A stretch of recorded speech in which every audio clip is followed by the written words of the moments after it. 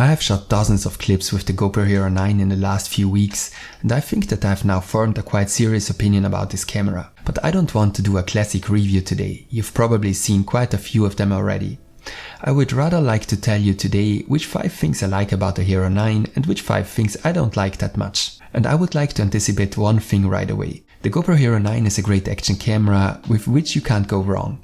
The Hero 9 has all the positive features that have made GoPro so good in the last few years. These include the huge ecosystem of mounts, the incredible hyper-smooth stabilization, a very good image quality, a very simple and clear menu, many manual settings that should also meet the needs of advanced users, a body that is out of the box up to 10 meters waterproof, good slow motion footage, a cool wide field of view, and so on.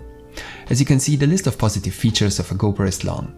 But all these positive features also apply to the Hero 8 and to a large extent to the Hero 7 Black. But today I would like to talk about the special features and innovations of the Hero 9 and tell you what I like and what I don't like about them. I will sort my list in a way that the most negative and also the most positive aspect of this camera will come at the end. So let's start with the 5th place. As you probably know, GoPro has finally got a new sensor with the Hero 9. Unfortunately, even with this new sensor, it was not possible to eliminate one of the biggest weaknesses of the GoPro, the image quality in low light, and this includes in part also indoor shots in artificial light.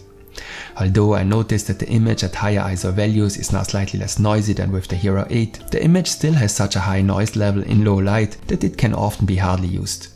However, I would like to add that this is not a problem for the typical use of a GoPro. Most of the time you will use the GoPro outdoors and in good lighting conditions, and in these cases it produces a good image. What I like about the Hero 9 on the other hand are the new capture settings, especially scheduled capture. Since I'm definitely not an early riser, I've never been able to capture a time-lapse of a sunrise before. With scheduled capture, you can now schedule the capture the day before and also set the duration of the capture. Scheduled capture is of course no game changer, and depending on the situation, you won't put the camera somewhere and leave it unattended for a night. And here in the mountains, the sunrise will only be really spectacular when you climb a mountain summit, which in my case won't happen that quickly in the morning. Nevertheless, it is a cool feature. 4th place. The touchscreen of the new GoPro is unfortunately not better, but in my opinion worse. It often reacts delayed and badly.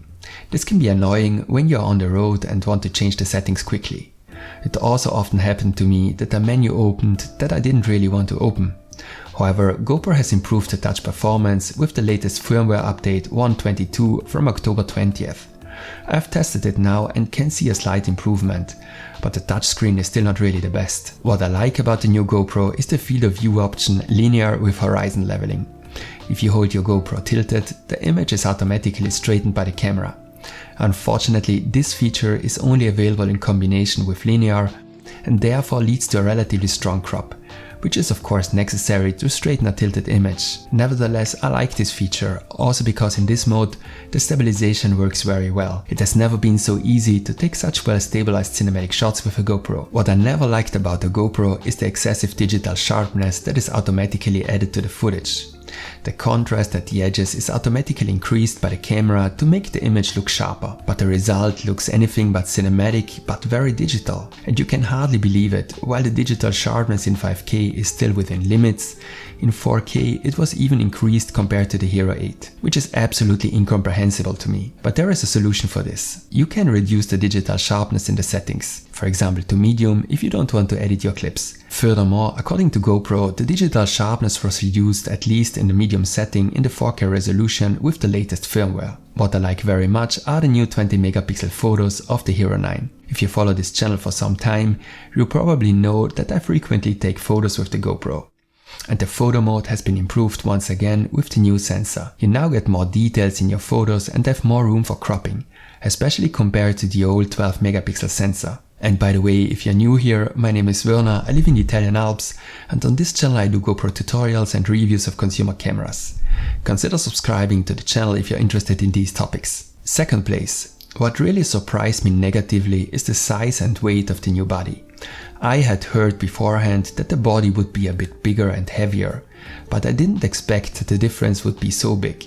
Personally, I would prefer a development in the other direction for an action camera. Remember the extremely small GoPro session. It is true that you won't feel the difference with a chest mount, but with a pole or a helmet mount you will probably notice the difference. And I also think that these images give you only a limited impression of the real difference. On the other hand, one of the biggest new strengths of the GoPro is related to this new body, and that is the two new displays.